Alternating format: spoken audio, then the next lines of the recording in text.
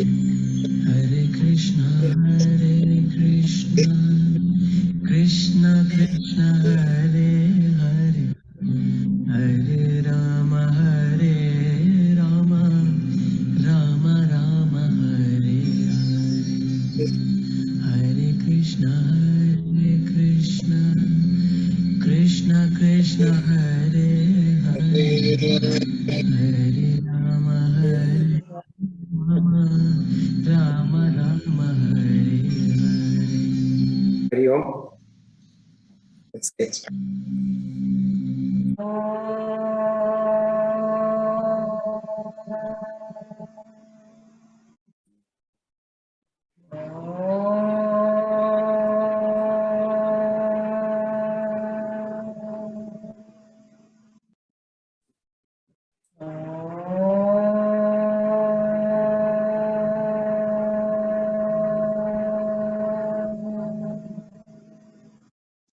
Sahana vavatu, Sahanau bhunaktu, Sahaviryankaravavahai, Tejasvinavadhitamastu ma vidvishavahai. Om Shanti Shanti Shanti. Shri Gita Dhyanam. Om Parthaya Pratibodhyam Bhagavata Narayanena Swayam Vyasena Gratitam Puranamunina Madhye Mahabharatam Advaitamritavarshini Bhagavatim Ashtadashadhyayini Amba Tvamanusandadhami Bhagavad Gita Bhavadvishini Namostute Vyasa Vishala Buddhe Pullaravindaya Patra Nitra Yena Tvaya Bharata Talya Purnaha Prajvalitu Jnanamaya Pradipaha Prapanna Parijataya Putra Vaitreka Panaye Jnanamudraya Krishnaya Gītāmritaduhe namaha Sarvopanishadu gavu Dugdha Gopalanandanaha Artu Vatsasudhir Bhukta Dugdam Gītāmritam Mahat Vasudevasudam Devam Kamsa Chanuramardanam Devaki Paramanandam Krishnam Bhande Jagadgurum Bhishmadrona Jayadratha Gandharanidutpala Shalyagrahavati Kripena Vahani Karnena Velakula Ashwathama Vikarna Ghora Makara Duryodhana Vartini Sotirna Khalu Pandavairananadi Kaivartaka Keshavaha Parashadya vacha saroja mamalam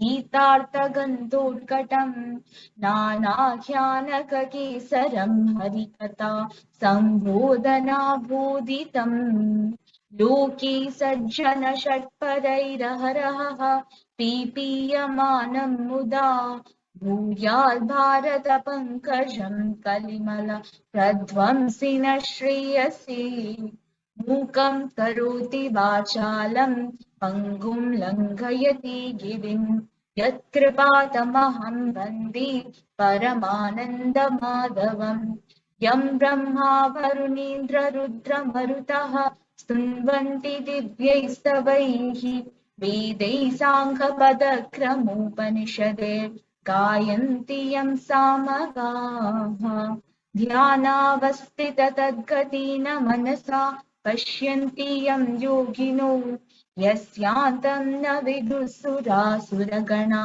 devaya tasmai namaha devaya tasmai namaha devaya tasmai namaha. Hari Om. So happy Diwali, although I think 2 days in advance. I don't know, tomorrow or day after is probably the Diwali. So happy Diwali, celebrating the one who exemplifies performance of duty.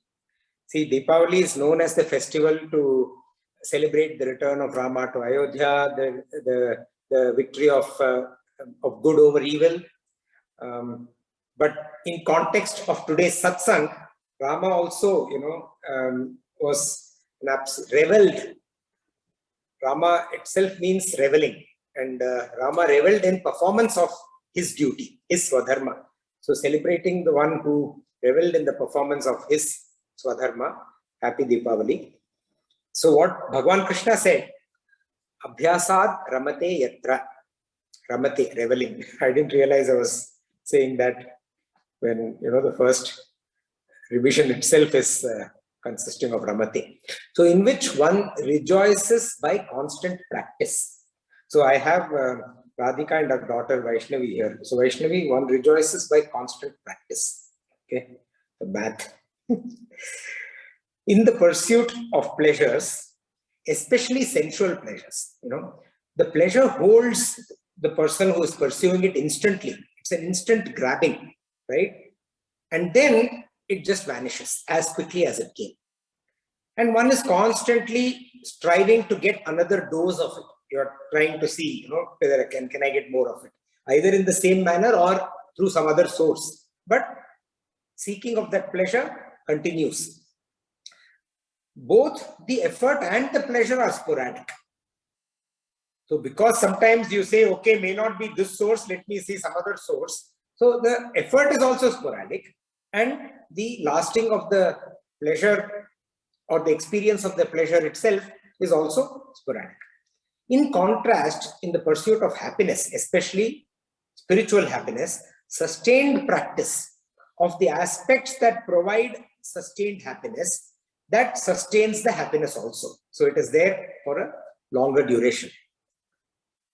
And of course, as we saw the definition of happiness in the beginning, the ultimate Purushartha, the Parama Purushartha, is the Sukham that one experiences, that touches the core in terms of the depth and lasts forever.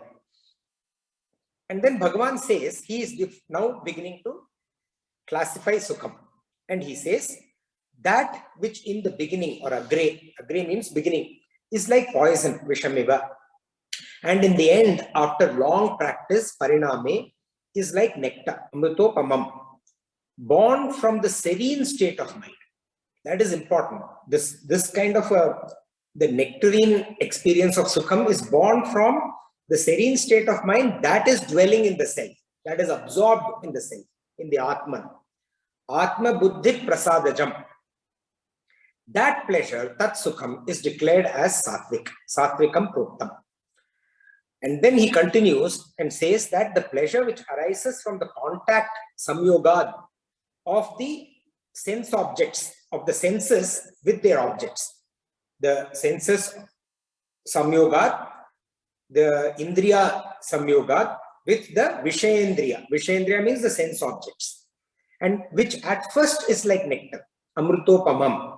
And then later on, in the end, pariname is like poison, vishamiva. That is called Rajasam Sukham. That Sukham in nature is Rajasic. And then the pleasure which deludes the self, Mohanam Atmanaha, in the beginning and in the end, and throughout. So in the beginning and in the end signifies its persistence throughout. Yadagre Chanu Bande. That kind of a Sukham is Tamasic. And it deludes through sleep or Nidra, indolence, Alasya, and Pramada, illusion. And Bhagavan categorically states that there is no being on earth, in any part of creation or in heaven, which is among the Devas, which is free from the threefold nature, which are born of Prakriti, the Gunas. So no one can be free from the Gunas. And then that leads us to ask the question, is liberation for all? Or is it only for the privileged few based on their gunas? Bhagavan says liberation is for all, regardless of one's state or composition of one's gunas. whatever may be the permutation combination of the sattva, rajas, tamas that is present in a person, the nature. And to set the context, we kind of jumped a little bit in terms of what we studied last time, and we are going to cover it this time from the verses point of view. And we went a little bit forward because we said pursuing one's duty would lead to perfection, and perfection would lead to liberation, which is what Bhagavan says. So what is one's duty, and how does one find out what one's duty is?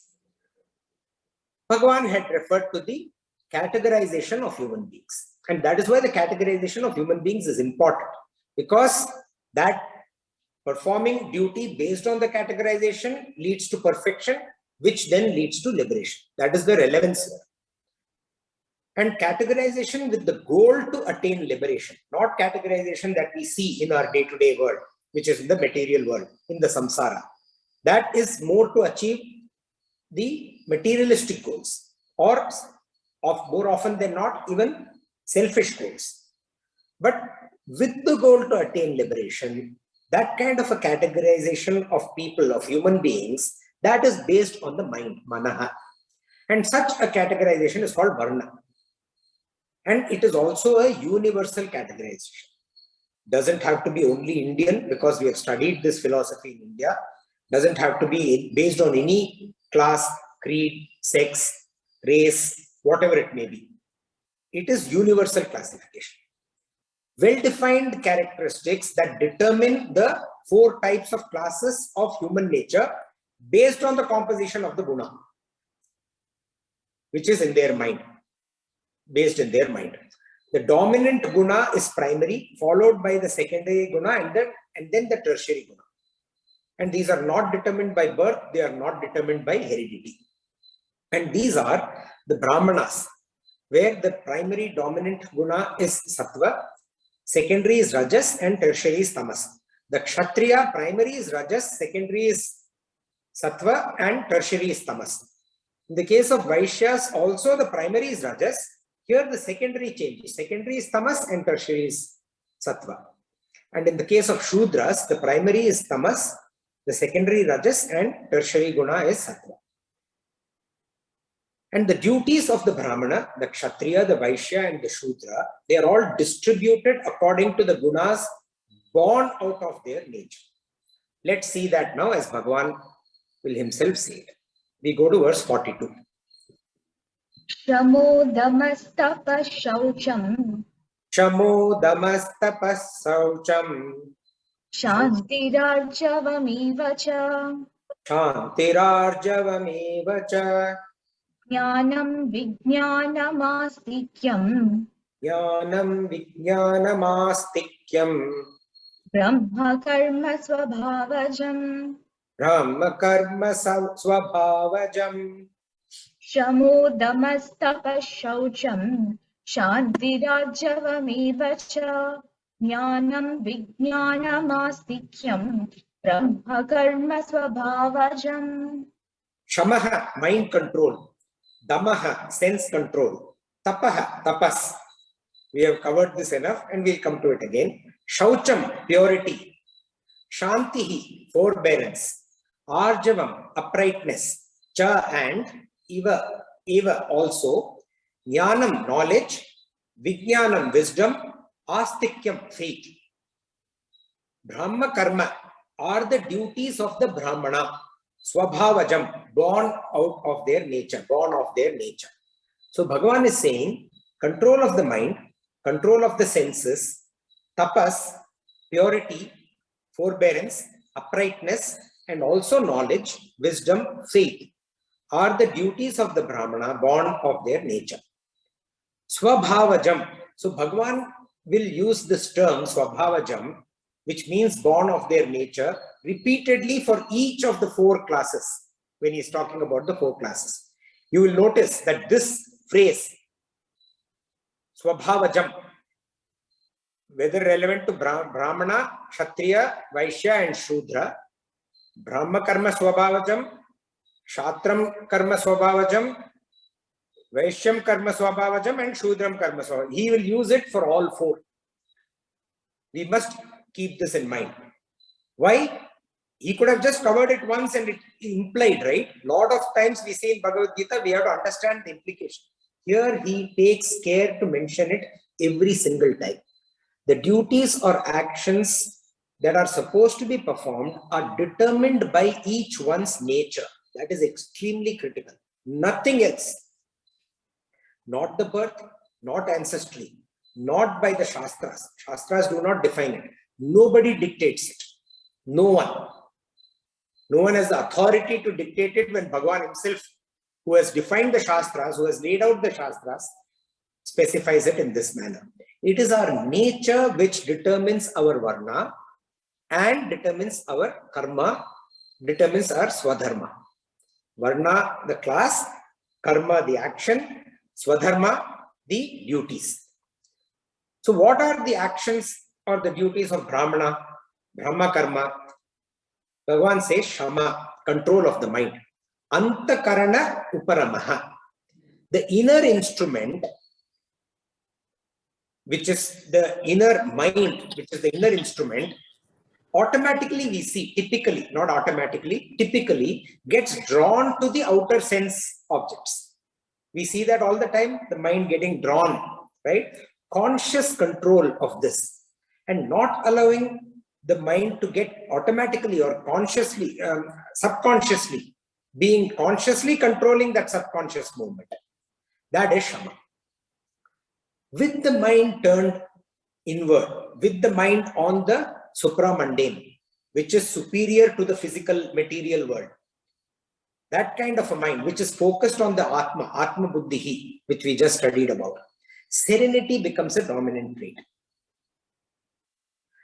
Damaha. Damaha is control of the sense organ. External. Bahya karma uparamaha. Even in the midst of all the disturbances, even in the midst of the sensuous objects that are being there, that are magnetically pulling, not being disturbed by them is Damaha. Tapaha. Tapas, we have seen that, right? Often referred to as, see, in my persistence in naming tapaha, I'm forgetting austerity, right? Yeah. Often when we study Bhagavad Gita, the translators will, not often, almost always, you will see austerity. But I'm being very firm in saying that we will not refer to it as austerity. Because if we say austerity, we will forget the 18 aspects that Bhagavan defined. It's very important to remember those 18 aspects of tapas, because that is what tapas is. Tapas is the holy means for human beings to emerge as the divine. See, we have seen that divinity is within all of us, irrespective of the composition of the gunas. Everyone has that core divinity within. Unveiling that divinity is the emergence of the divine. Tapas is the process or the means through which the human being unveils that divinity within. The modification of the sharira, the body, the vak, the speech, and the manaha, the mind. Modification of that through this process, which has been described through those 18 steps. Sharira tapam, van tapam, and manaha tapam, right? For that is the tapas. It's not brutal self-denial. It is rather intelligent self-control. So big difference between brutal self-denial and intelligent self-control. We must remember this. Oftentimes, tapas people misconstrue it to be brutal self-denial. Not true at all. And when that intelligent self-control is there, one lives life in a compatible manner with the world around us also. That is also a critical aspect of tapas. Now, given we are talking about the Brahmana, right? Tapas, of course, is one of the karmas of the Brahmana. So, given the Brahmana is dominant in sattvic nature, the tapas of the Brahmana will also be dominant in sattvic nature. So, when we see tapas, you have to relate the Brahmana to sattvikam tapas, what we have already studied. Okay, that is what we have to link together. That will also be sattvic. And when that happens, this results in conservation of energy. We studied this earlier also.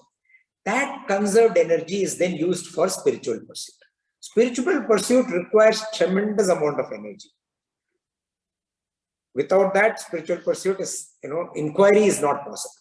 So for that spiritual inquiry to take place, that inquiry into the depth, it is even more complicated than launching a rover into Mars. So as much as we do the inquiry outside into space, this inquiry into the depths of our own core to unveil that divinity within, that requires a tremendous amount of energy, which comes through conservation through the Sattvikam tapas.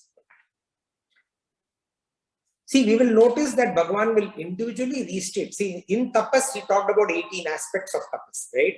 Couple of them he repeats here, even though he has mentioned tapas.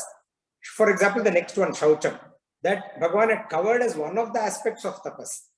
This only indicates that those aspects that he repeats, in spite of saying tapas, are so critical for this pursuit. What pursuit are we talking about? We are talking about the karma of the Brahmana, which arises out of the nature, right? For that pursuit, these are extremely important from a duty perspective, performance of duty perspective. So Shaucham, the next one, external cleanliness and internal purity. Anything that retains its original nature, when you are talking about science, whatever the original state is, the fundamental original state, anything that retains the original state is said to preserve its purity. Pure is the original state. What is the human being's original state? That Atman. So being aware of and retaining that state of the Atman literally means Shaucham. And where do you retain it? Internally. So it results in purity within. And that then automatically leads to cleanliness outside. So purity within and cleanliness outside go together. Cleanliness outside and purity within go together. I have covered this few times earlier also with giving examples, so I will not talk about it again, right? So both of them go hand in hand. Shantihi, forbearance. Being free of negative modifications at the level of the mind intellect. Even if there is intrusion from the outside world, when there is the peace within, and that peace within is being intruded by disturbances from outside, in those circumstances, being able to forbear, being free from any such disturbance, that is Shanti. These disturbances are created by people and they are created by circumstances. Being able to forbear them is Shanti. Arjavam, uprightness. Being fearless in life and straightforward in dealings. Like they say, no, visivik. What you see is what you get. Having that fearlessness and having that straightforwardness. Fearlessness within, straightforwardness in terms of dealing with other people. That is Arjavam. Jnanam, knowledge. The knowledge of all that the Shastras deal with. Just give me a second. I'm going to... Sorry about that. Jnanam. See, I'll reverse the camera to tell you why I'm saying sorry. So this person just arrived. Her name is Ranju. And, I'm telling her that she has to sit down and listen to the Satsang. No choice. And these two are already here. Ma Beti. Beti, you have to move a little bit for them to see you. The other side. Sorry about the interruption. Okay, so we are talking about the Brahma Karma Swabhavajam, the duties of the Brahmana arising out of their nature. The next one is, we talked about Arjavam. Arjavam is uprightness. It is being fearless within and being straightforward in dealings with other people. Jnanam, the knowledge of all that the Shastras deal with. Everything that is covered by our Shastras. That knowledge is Jnanam. Nowadays, this is known as the Indian knowledge system. It's a very common reference nowadays. Okay, Indian knowledge system. See, the classical literature of India is sometimes described as Chaturdasha Vidyasthanas. That is 14. Chaturdasha means 14 Vidyasthanas, which is the knowledge system. Or also as Ashtadasha Vidyasthana. Ashtadasha is 18. 18 knowledge-based systems. And these consist of the 4 Vedas, the 6 Vedangas, Itihasa and Purana, which is the 3rd, Dharma Shastra, 4th, Darshana. Darshana is the orthodox and the unorthodox systems. And Nyaya. Nyaya is the logic and epistemology is Nyaya. These are the 14. And when you include the other 4 also to make it 18, sometimes referred to as 14, sometimes Ashtadasha, okay? Then they cover the 4 Upavedas. The 4 Upavedas are Ayurveda, which is dealing with healthcare. Then Dhanurveda, which is weaponry. Gandharva Veda, which is art. And the Sthapatya Veda, which is Sthapatya Veda, architecture. So these are the 14 knowledge systems or 18 knowledge systems as per our scriptures, as per our Shastras. And any knowledge covering all of them is Jnana.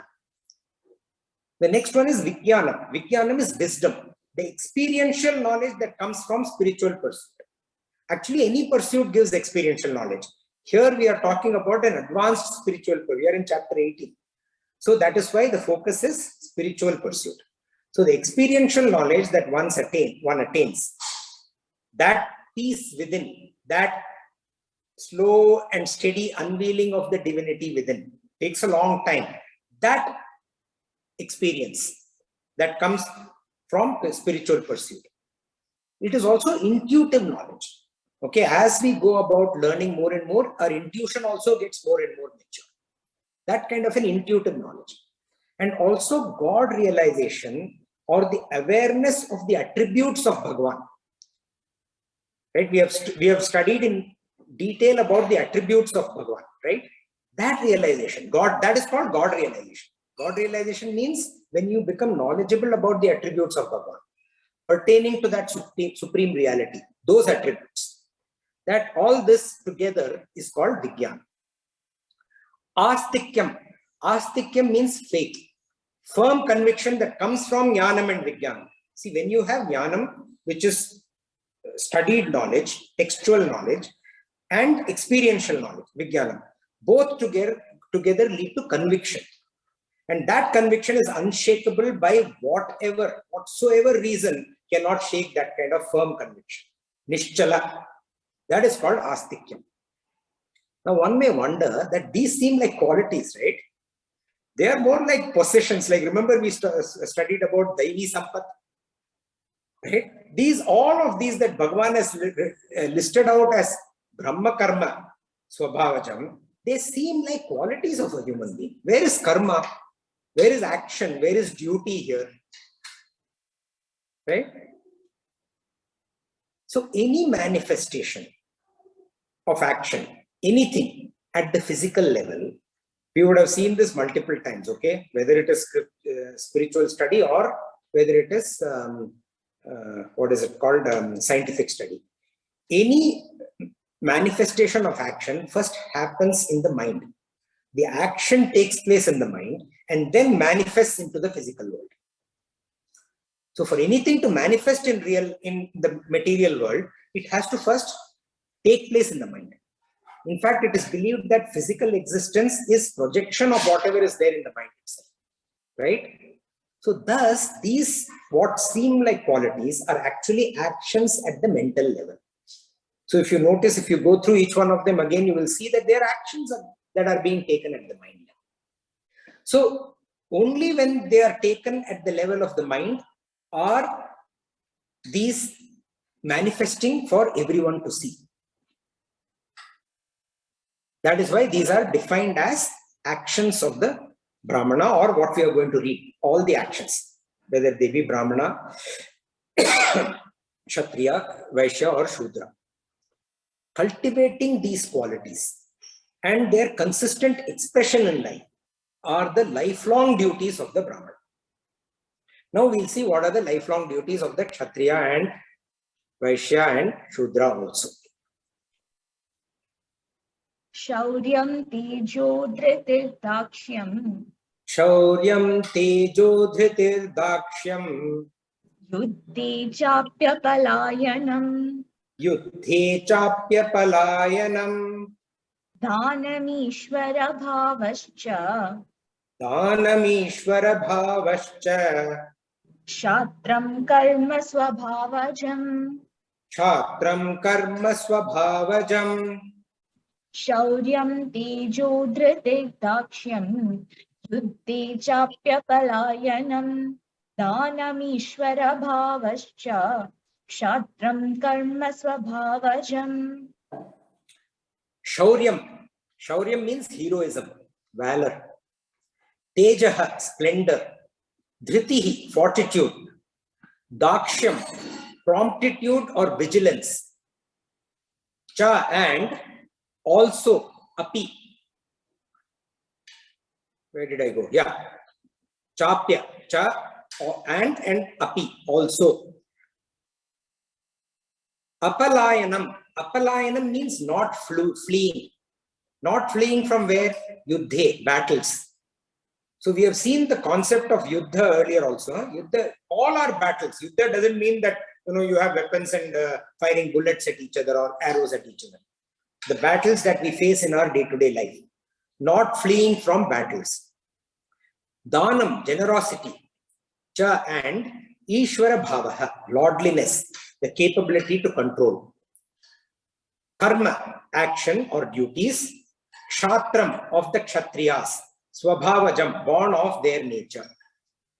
Valor, splendor, fortitude, promptitude, and also not fleeing from battle. Generosity, lordliness. These are actions or duties of the Kshatriya, born of their nature.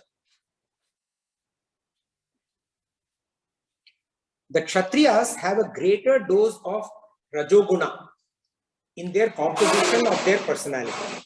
So the Kshatriyas, they have a greater dose of, they are Rajasic. That the aspect of Rajas is dominant in the Kshatriyas, right? That's the primary guna. So the Rajoguna is there in the composition. The literal meaning of Kshatriya is one who protects others from hurt.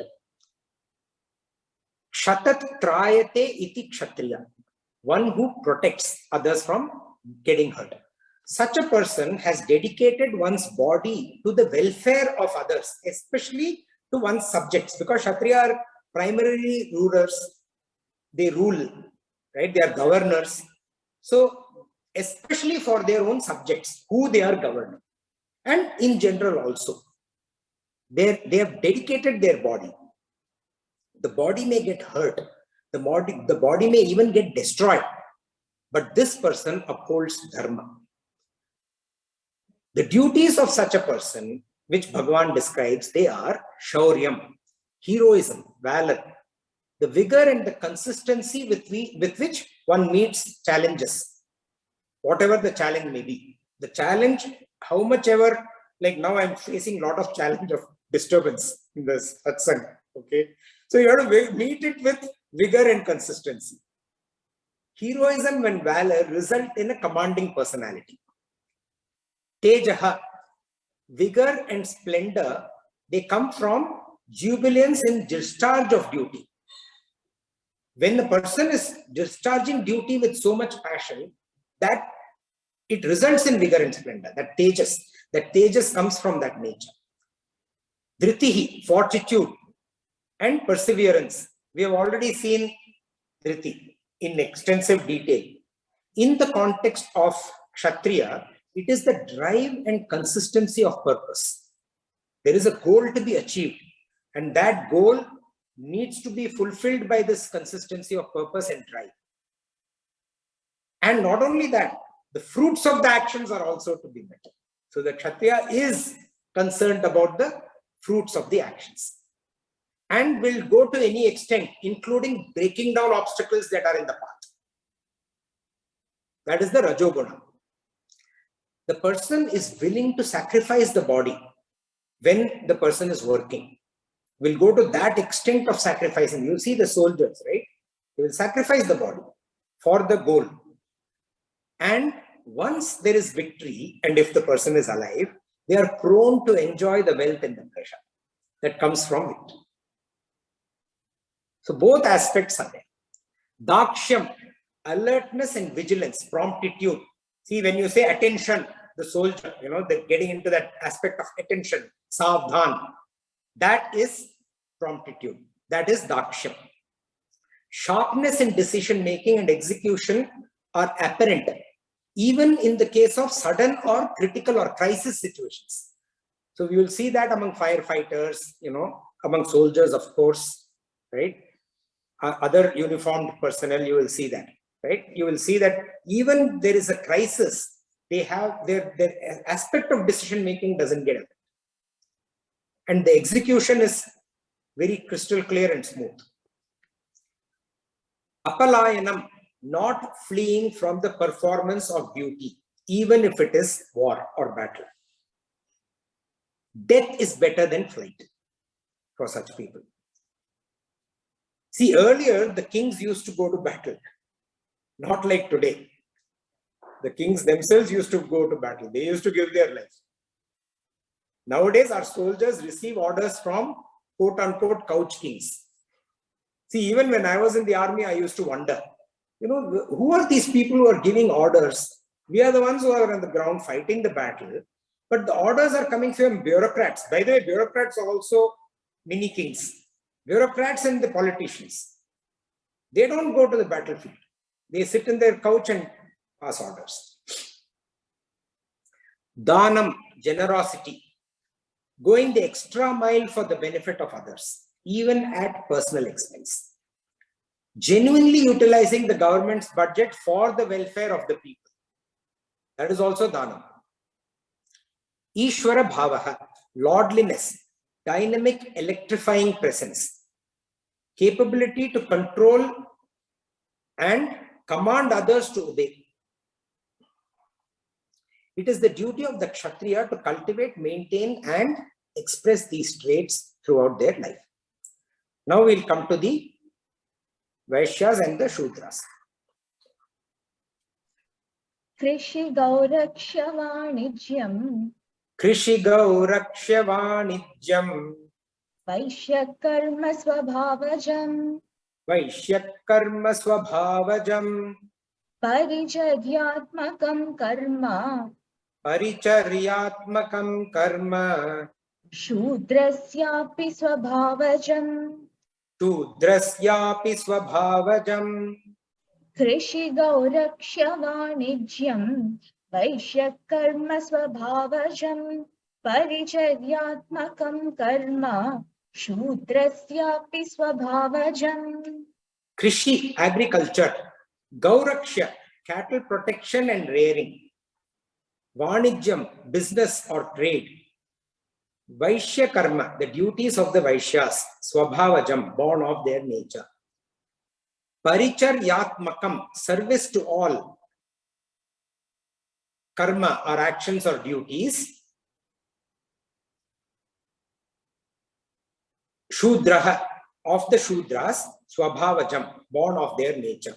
Api, whereas when Shudras Yapi, that Api refers to whereas. It comes in between, the Vaishyas and the Shudras. So basically, Bhagavan is saying agriculture, cattle rearing, business are the duties of the Vaishyas born of their nature, whereas service to all are the duties of the Shudras born of their nature. See, life is impossible without material resources. Life will not be there. Bodily sustenance and prosperity, okay, both, not just sustenance, prosperity, have to be maintained, and wealth is necessary for maintaining this. Without wealth, it cannot be done. It is the Vaishya who creates and distributes material wealth of the society. See, note the use of words here. Material wealth of the society. The Vaishya creates and distributes. Not material wealth of the Vaishya. Material wealth of the society, Vaishya creates and distributes. In the process also, the person also gets material wealth. And the means for this kind of creating wealth and distributing wealth over the ages till date, okay, have been what? Krishi, agriculture, Gauraksha, cattle protection and rearing, and Vanijyam, business and trade. These have been the means for achieving this. Performing manual work in the spirit of service is the duty of the Shudra. Paricharyatmakam. Manual work in the spirit of service. So such a person is mostly dependent on others for livelihood. Though there is a difference in the attainments of the 4 varnas, there is no differentiation in their respective dharma. Okay, we have to understand the difference between varna and dharma. The dharma of one of these class of people is as sacred as the dharma of any other class of people. And not only as sacred, it is as conducive to liberation as the dharma of any of the other varnas. So the dharma of each and every varna is as sacred and as conducive to liberation as any of the others. The dharma of each of these people, irrespective of where they belong, is to serve society through their calling, whatever the calling may be, which we have gone through in detail. Through their calling, through their duty, through their karma, their dharma is to serve the society. However, over the course of time, what has happened? Very unfortunately, each class has exploited nature and also exploited each other. People, human beings. All the elements of creation, people being part of that, right? Thereby, human beings have become the biggest offenders of this wonderfully efficient system of classification through the nature of a human being. We have become the biggest offenders. Not just the classification, but also what determines actions and duties of people. A student of Varna Dharma, this is called Varna Dharma, right? The Varna and the Dharma of the various Varnas. This system, not a student, the system, this system evolved to perfection in India. And any student who's of history, who has studied history and Indian history, we will clearly see that every time this philosophical basis of social order that has flourished in India, that people have followed it well, the country has seen heaven on earth. And every time this has been not followed, there has been a deviation, there has been a deplorable setback, not just a setback, a drastic setback. So now Bhagavan will talk about perfection. Let us see in the next verse. Sve sve karmanya virataha. Sve sve karmanya bhirataha. Samsiddhim labhati naraha. Samsiddhim labhate naraha. Swakarmani ratas siddhim. Swakarmani ratas siddhim. Yata vindati tachrunu. Yatha vindati tatshrinu. Sve sve karmanya virataha. Samsiddhim labhati naraha.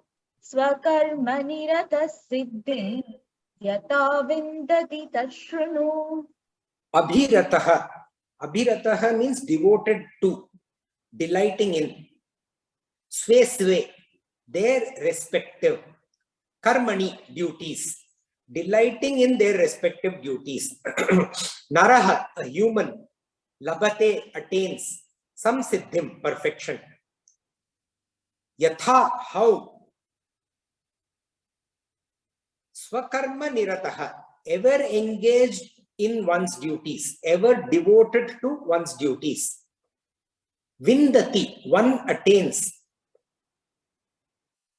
Siddhim, perfection. Tachrinu, that listen. So Bhagavan is saying, devoted to their respective duties, a human being attains perfection.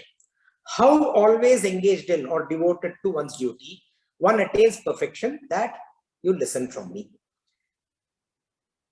See, by working in the field which is guided by one's varna, one achieves a sense of fulfillment. This is pretty obvious, right? When you love what you do, you achieve fulfillment. We see that all around us. That's why we say, please follow a vocation that you love.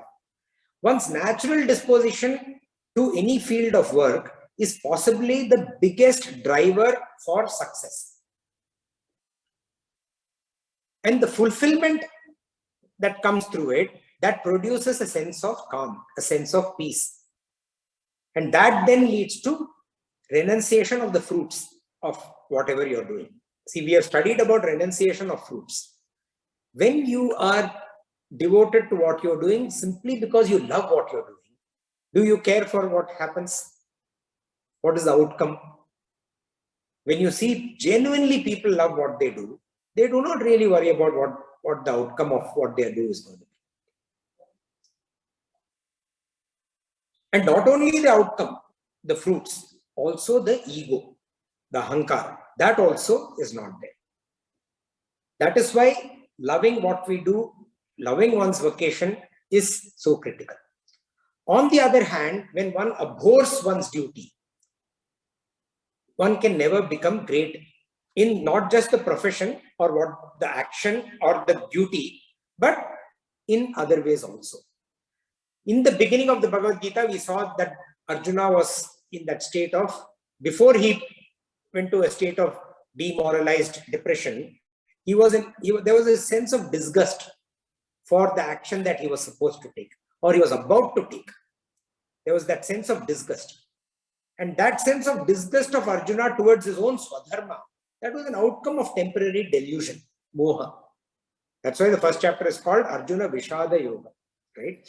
Comes from moha and shoka. Abhirataha, Bhagavan says, delightfully devoted. To what? Sve karmani, to their respective duties. Samsiddhim labhate naraha, a human being attains perfection. Now let's consider this, okay? What is this factor that differentiates people when they are in deep sleep or even when they are dreaming, right? When a person is dreaming, why is it that they have different dreams? Or when a person is, I am deep sleep and you are in deep sleep, what is it that differentiates us? It's not the Atman, not that pure divinity within, because that Atman is the same in all creation. It's not even the ignorance. So the ignorance of a human being is also the same. See, bodies are made up of the Sukshma Sharira, which is the subtle body. We have studied all this in detail earlier. And the Karana Sharira, which is the causal body.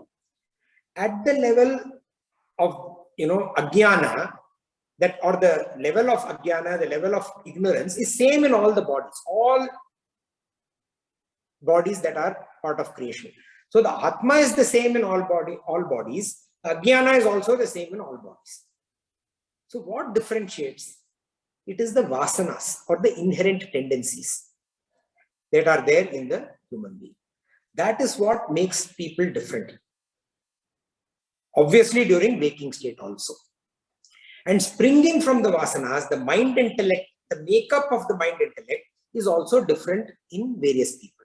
We come in with inherent tendencies. And from that, the mind intellect also becomes different. And as much as prana, these vasanas also travel from one body to the other as it goes from life to life. It's carried forward, like we have seen earlier. This quote-unquote mind-intellect vasana, it's a pool, right?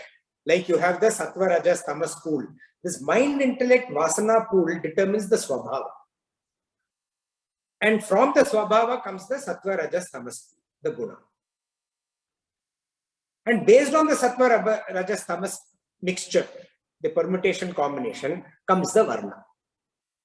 And based on the varna comes the karma. See this beautiful graph. And the duties which are based on one's swabhava are called swadharma. And our shastras do not define our duties. The swabhava is what that defines our swadharma. Swabhava defines swadharma, not the shastra. And we are supposed to be accountable based on this. That accountability is very important, which obviously has reduced in time. See, there is an interesting story in the Mahabharata about 4 people committing a murder. The 4 of them, one was a Brahmana, one a Kshatriya, one a Vaishya, and one a Shudra. Together they commit a murder. And they are produced in Yudhishthira's court. Dharmaraja, right? Yudhishthira's court. The Brahmana gets life imprisonment. The Kshatriya gets 10 years.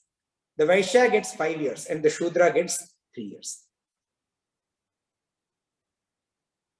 Just contemplate on this. Very interesting story. But coming back to the verse, Bhagavan says, Swakarma or Swadharma. That is my, Swa, my, karma, action. Swa, my, dharma, duty. Nitaram rataha. Nitaram means ever. So ever engaged in your duty. Not, choosing and when you want to, disengaging when you don't want. Ever engaged in one's duty. Ever delighting in one's duty. Always.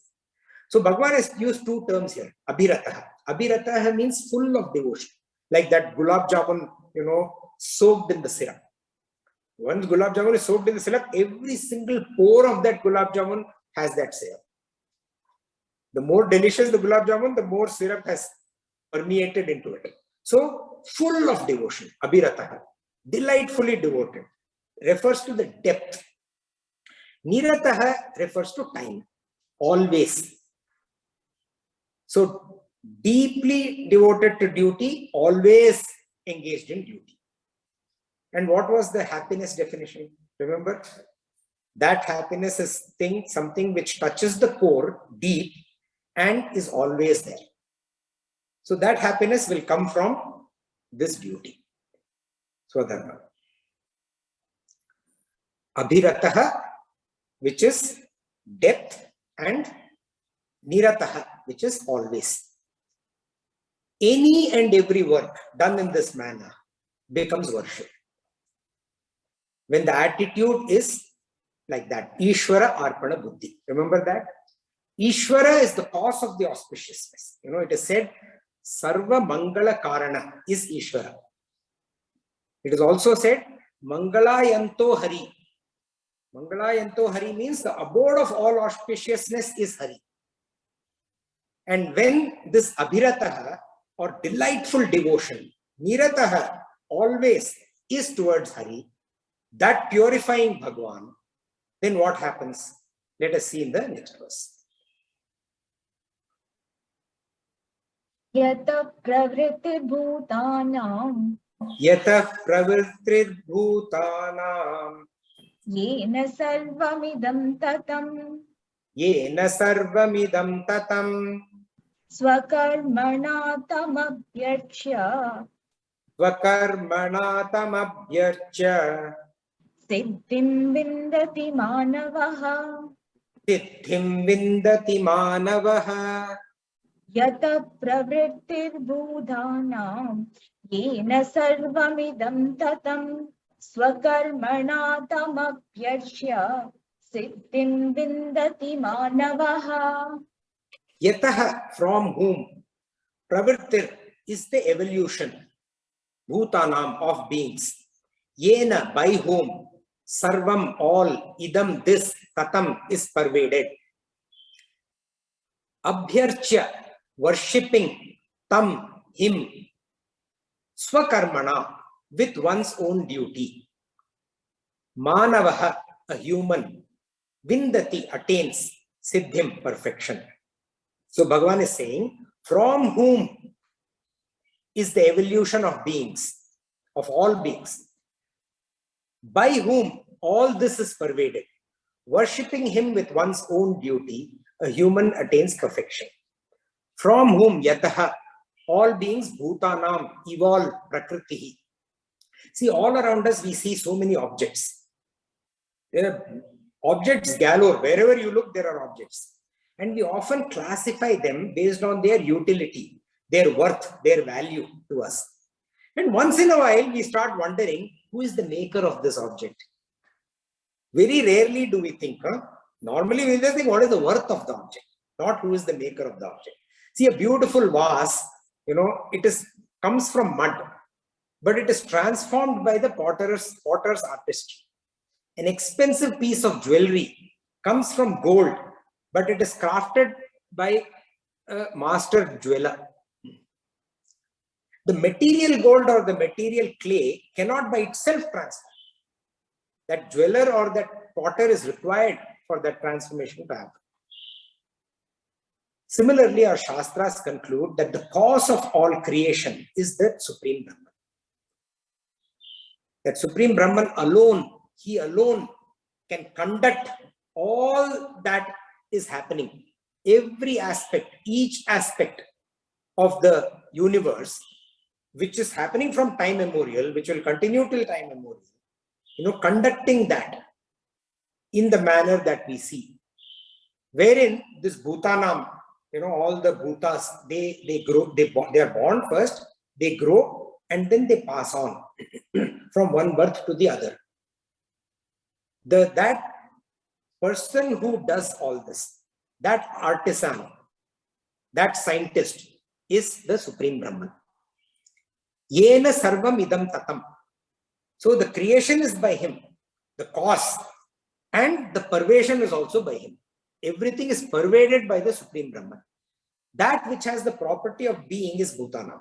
Okay, the bhava dharma is the bhutanam, and we have studied this earlier, right? So everything has the property of being. So everything that is a part of creation is a bhuta. And throughout their life cycle, okay, which is the bhava, right? The jayate, birth, asti, existence, vardate, the growth, viparinamate, the modification, everything modifies, apakshiyate, decaying, and vinashati, end. Throughout this life cycle, at every moment, at each moment, through all the moments, entirely, everything is pervaded by the Supreme. The Narasimha Avatar is a classic, example, or what illustrates this so very well. Bhagavan manifests from the pillar chosen by Hiranyakashipu at a time and in a form that is suited for his destruction. In the Taittiriya Upanishad, there is a dialogue between father and son, Varuna and Bhrigu. And the question is, what is the Supreme Brahman? And it goes, Yathova imani bhutani jayante, yena jatani jivanti, yam prayantya visham vishanti, tad vijigya sasva tad brahma. It means that from which all beings arise, by which those that are born live, to which they go back to. Meditate on that and know that Brahman. So every bit of everything is made by that Bhagavan. And every bit of everything is imbued, pervaded by that Bhagavan. All, including all of us, the human beings. And because of that, hence, swakarmana, whatever one does in life, whatever one brings forth, swakarma. Swakarma means whatever one brings forth. Swakarmana means with that, with whatever one's bring forth. So whatever one's duties are, swadharma. And swadharmana, with that duty, with whatever you do, tam abhyarcha, worship him. Worship him with whatever you do. Action becomes worship. Work is worship. How many times we hear the statement, work is worship? This is what work is worship. The entire Bhagavad Gita behind it. Swakarmana tam abhyarcha. So earlier, Bhagavan had said, when the mind of the bhakta is totally in me, I take the responsibility for ensuring the prosperity and the welfare of that person. Yogakshemam vahamya. Remember that we had read about. Ananyas chintayanto mam ye jana paryupasate tesham nityabhiyuktanam yogakshemam vahamyaham. So I take the responsibility of ensuring the prosperity and the welfare. Yoga and Kshema. Yoga means acquiring what is not there. Kshema means protecting what is already there. So human beings always want to acquire what is not there and want to protect what they have. And Bhagavan says, I will carry it. I will carry that responsibility of ensuring this. And to reassure, see, that is a huge responsibility, right? You will say, yaar, ye thodi ho sakta hai. That's unreal. So to reassure the devotee that access to such a Bhagavan, to such a Lord, is not difficult. He had then said again, Patram pushpam phalam toyam yo me bhaktya prayaschati tadaham bhaktyupahritam Ashnami prayatatmanaha. So he had said, whoever offers me with devotion, a leaf, a flower, a fruit, water, that I accept, offered by the pure-minded with devotion, as a method to reach him. And now he's classifying one more way. He says, I don't want that, patram, pushpam, phalam, toyam. I don't want the leaf, flower, fruit, water. That also I don't want. Just worship him by performing one's duty. Actually, he doesn't even say swadharma. He says swakarma. Any action performed as worship to Bhagwan, which is what Ishwaratma Buddhi. So let us finish with a beautiful story from the Mahabharata. It's called Vyadha Gita, meaning the song of a butcher. By the way, I have covered this earlier also. There was once a yogi, a sage. He had a dip in the river and sat in the tree for meditation. And a bird dropped. Bird dropped meaning the bird didn't come down dropping. The bird dropping came on top of him. Right? The sage was furious. And then he glared at the bird. The bird burnt into ashes. Caught fire and burnt into ashes. This sage was mighty pleased. My practice, all my effort that I'm making, all the menaces that I'm taking, that's bearing fruit. I'm developing powers. So he was mighty pleased. After a few hours, obviously he was hungry. He went for bhiksha. Bhiksha means begging for food. Those days, these yogis used to beg for food. So bhikshan dehi. I, as a child also, I remember, in front of our house, sadhu will come, bhikshan dehi, they'll yell. And you have to drop whatever you're doing and go and give them that bhiksha. So this sage went and said, bhikshan dehi. A lady's voice comes from within the house. Please wait, I'm coming. The yogi is impatient. You don't ask sannyasis to wait. He says, bhikshan dehi, in a rising voice. The lady says, wait, I am coming. The voice tone increases. Bhikshan dehi, he is shouting. Finally, the lady comes after saying, wait, wait, wait. And when she comes, he's angry at her. He says, how do you do this? Don't you know you can't keep sannyasis waiting? And then he glares at her. The lady says, please don't glare at me. I'm not that little bird. So the yogi is completely taken aback. See, this was there were no newspapers, there was no internet, there was no cell phones, there was no Twitter. And the only bird that had tweeted was burned to ashes. Okay, so how is it that this lady knew? He said, how do you know? She said, don't you worry about it. I was serving my husband and he's blind of vision and hence I could not come. Now I will serve you. Please don't glare at me. The yogi falls at her feet. She says, please take me as your disciple. I want to learn from you. Because this power is bigger than the power of burning that bird. So the lady says, no, I cannot do that. I am a housewife. But I will direct you to someone who can. Please go to this person. He gives directions. So as the sage is following the direction, he enters a butcher's lane. And now this quote-unquote Brahmana, he is feeling suffocated because this is a butcher's lane. Furthermore, he is feeling worried that nobody else should see him because it's not good for a Brahmana to be found in that place also. She says, the lady must have made a mistake. Why has she sent me here? And she's surely a mistake from the lady. And then he finds that person, the description that she had given. And then he looks at him and that person is completely splattered with blood. He's a butcher doing his job. And the yogi thinks, what am I going to learn from this man? Even if she has sent me to the right place, I don't think I can learn anything from him. Let me go back. And as he's turning around, the man speaks. He says, Yogi, you were sent by this lady who asked you not to stare at her. Please come. Don't go away. I'm the one. Now the yogi is completely flabbergasted. In the morning, that lady knew about him burning that. And this person knows his name. He knows that lady, what she had done, and also what this yogi has done. So he says, how is it? What's going on here? Please, I want to learn from you. The butcher says, come home, we shall talk. So they go to the butcher's home. The butcher cleans up, takes a shower, serves his parents, takes care of them, makes sure that the old parents make sure that they had eaten. And then he says, come, let's sit down. And the sage now is patient. He says, enlighten me. The yogi says, this is nothing really. I just go about doing all my duties. But when I go about all my duties, I dedicate it to Bhagavan, to the Lord. I'm a butcher because I was born in this family, which has been butchering for generations. I do not know anything else. This is all I've seen all my life. I've never received any formal education. But I must work. I have a family to take care of. I have my parents to take care of. And since I watched butchering from the time I was a child, I know how to do it without causing undue pain to the animal, with minimal pain, like they do surgery, right? You have anesthesia. There's a minimal pain. So I do my job. I look after my parents. I devote everything to Bhagavan. All the time I'm thinking about Bhagavan.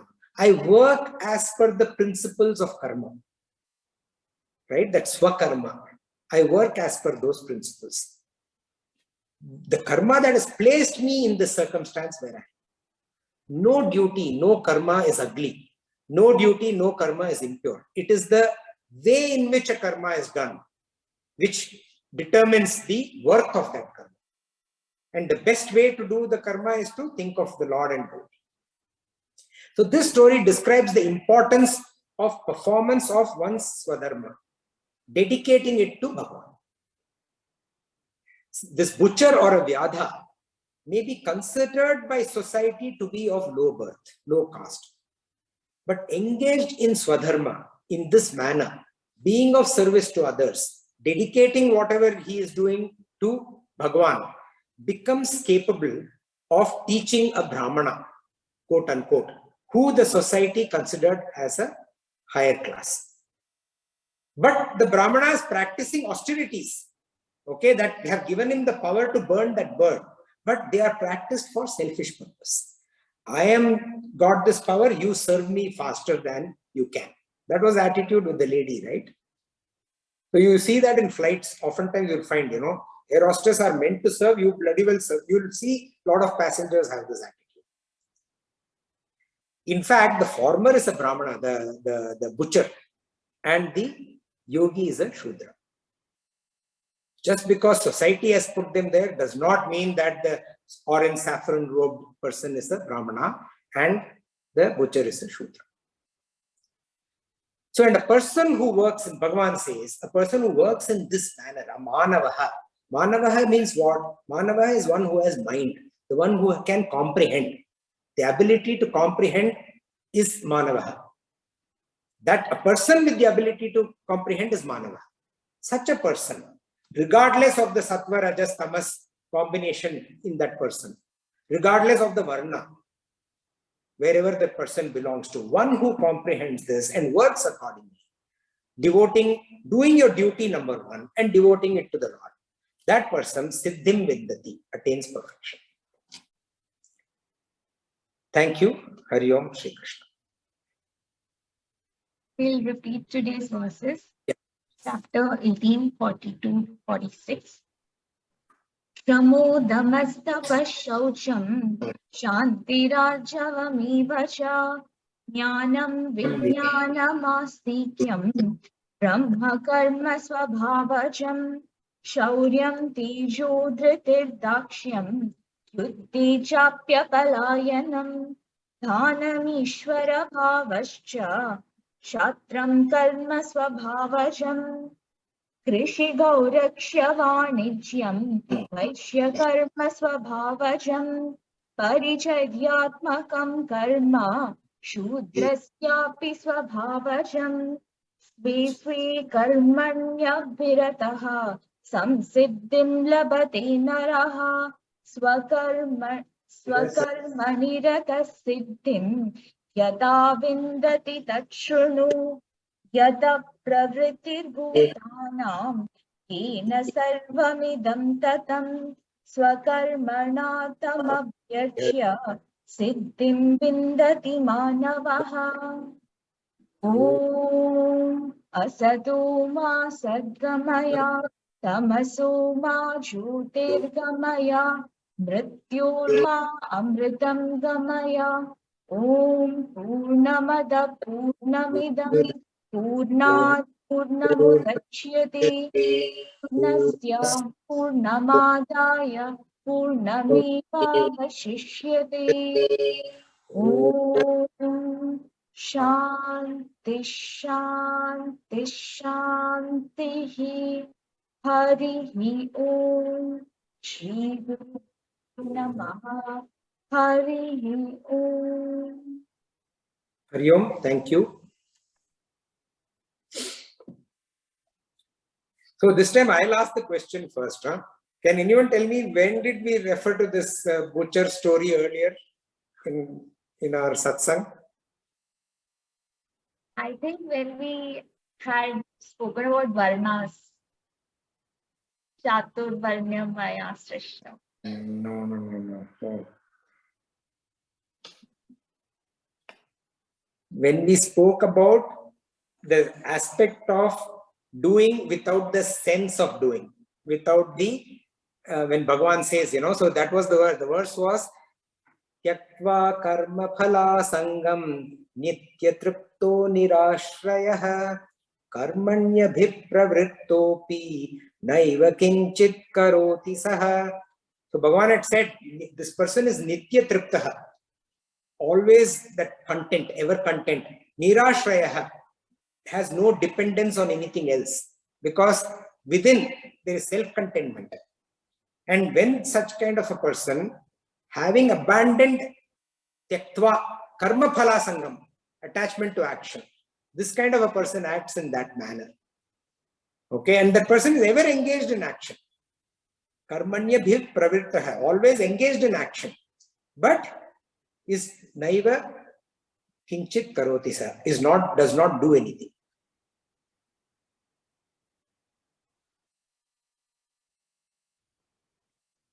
So the person is in this case the butcher, is ever engaged. He's doing but he's not butchering. So see, look at the power of this state. He's butchering, but he is not butchering. Why? Because of the attitude while performing that work.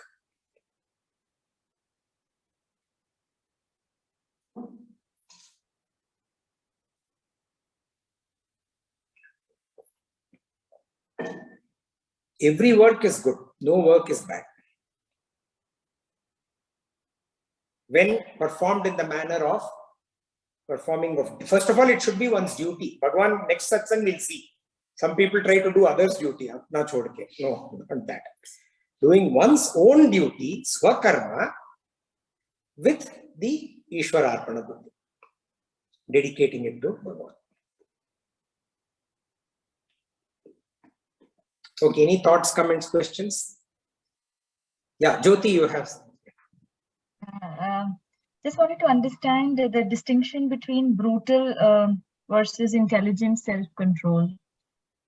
Tapas. Yeah, actually, the best way would be to go back and, when we covered tapas, there are 18 qualities. But in short, see, if I stand on one leg in the Himalayas and I start practicing, it's cold, -20 degrees Celsius, okay, and I'm doing that kind of austerity, and after some time I develop that capability of standing on one leg in -20, then I put some thorns below my feet or put some nails, then I stand on top of that nail and stand on one leg, and I will develop tremendous amount of bodily, physical capability to undergo torture. But while I'm doing that, if my mind is roaming around all over the material world, it's not devoted to Bhagavan, right? So then it's just a question of being physically strong. If I can move a truck, but that shows physical strength, that shows physical, what's the word I'm looking for? Sustenance, or not sustenance. What do they say? Bhugat jo main kar sakta hu kind of thing, right? So, what was the term I used and you repeated just now? The brutal versus intelligent self-control. Yeah. So the brutal aspect of self-control is putting oneself under pain. Our own this temple called our body, putting that under pain to develop some capability for selfish purpose is brutal. But intelligent self-control is practicing tapas in a manner that helps us grow spiritually. Got it. In a nutshell, you Yes. have to go back to see tapas to get I'll the do that. Thank you. Yeah, Radhika. See, I'm still stuck here. You said a butcher devoting all his work to God. For me, the question is, what is there to dedicate? What part of his work is worth dedicating? Is anyway butchering? It's nothing very. I understand that's his profession, but So the question is that doing the work, dedicating it to Bhagwan, and what part of that it's butchering. So what part of it can be dedicated? The point here is doing the work, thinking about the Lord. See how many times I talked about this earlier also. How many times, even as I'm reading Bhagavad Gita, I'm talking about it, I'm sharing with others, and then during my day-to-day life, there are moments when I say, hey, this happened. Was Bhagwan in my mind? No. How many times, how many moments during the day we actually think of Bhagwan and do what we are doing? When we actually think of the higher, this imaginary Bhagwan, Nirguna, Saguna Bhagwan, the Lord Krishna's Murti, leave that aside. Lord Rama's Murti, leave that aside. The Murtiless Nirguna Bhagwan, leave that aside. Any higher ideal, anything that is a higher purpose. So when you go to your school, are you always thinking about the school? Or now when you go to EI, every job is being done thinking about welfare of EI. Every job is being done thinking about welfare of Samhita. That Samhita is the higher, right? Every job, every moment, every time. Hardly, right? If we start counting, it will be 10%. Maybe less than 10%. 95%, we are thinking of some selfish, not about Bhagwan. So thinking about Bhagwan, dedicating to Bhagwan means thinking about him and doing what we are doing, while we are doing what we are doing. Then Bhagwan had said earlier that when you do that, automatically you will not do what is not good for your spiritual progress. If you are still continuing to do butchering, that means there is some spiritual growth that the person is experiencing. And there are some duties which the person has to fulfill. For example, I said in last satsang or before that, right? I asked Swamiji, can I enroll in 2 year course? He said, no, you can't. You have duties to fulfill. So if you have duties to fulfill, you can't stop what you are doing. And you can't, Arjuna cannot run away from the battlefield to Himalayas and avoid the battle. He has to kill Bhishma. He has to kill Drona. Forget butchering. Butchering is lesser than that. When you're in a battlefield shooting a bullet or an arrow to another human being for duty. But you do it because you are dedicating your body to the higher cause, whether it is your country and you're thinking about the Lord while doing it. So thinking about him. By the way, if you're shooting a bullet into somebody else, automatically you think about Bhagavan. You cannot do it without that. It's very difficult. So thinking about Bhagavan all the time. Ma manusmara yadyacha. That's what he says, right? Do the battle you have to fight, you fight that battle. Ma manusmara. Think about me all the time while you're fighting your battles. That is what dedicating your action to Bhagavan means. It doesn't mean that, butchering is a bad. Yeah. Whatever you're doing, do thinking about it. Any action, swakarma. Any other thought or comments or questions?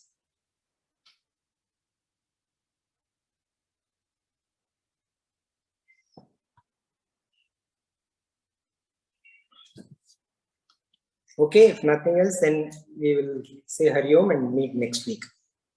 I see some regular people are not come for 2 satsangs in a row. Maybe I should check with them what's going on. Yeah. Okay, Hari Om, thank you. See you next time.